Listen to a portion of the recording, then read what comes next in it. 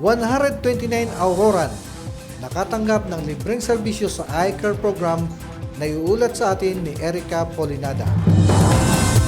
Patuloy ang libreng serbisyong medikal ng eye care program ng pamahalaang palalawigan ng Aurora sa ilalim ng liderato ni Governor Isidro P. Galban. Umabot sa 129 kabuuang bilang ang naserbisyohan sa libreng konsulta sa mata noong Huwebes ika-23 ng Oktubre 2025 na ginanap sa Provincial Capitol Ground, Barangay Suklayin, Baler, Aurora. Sa nasabing bilang, 95 na pasyente mula sa Central Aurora ang nasuri, 33 ang sumailalim sa follow-up check-up at 62 naman ang bagong konsultasyon.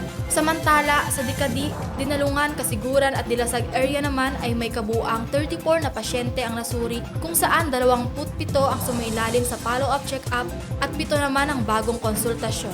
Naisagawa ang programang medical sa pangunguna ni Dr. Sherwin Hernandez at kanyang mga kasamahan.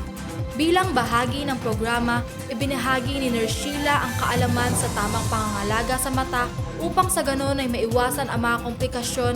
Karaniwan sa mga kondisyon sa mata ay ang katarata, pugita at iba pang mga kondisyon sa mata. Ang eye care program ay regular na isinasagawa ng pamahalaang palalawigan ng Aurora upang makapaghatid ng libreng serbisyong medikal sa mga mamamayan ng Aurora. Ang susunod na schedule ng eye care program ay nakatakdang ganapin sa November 7, 2025.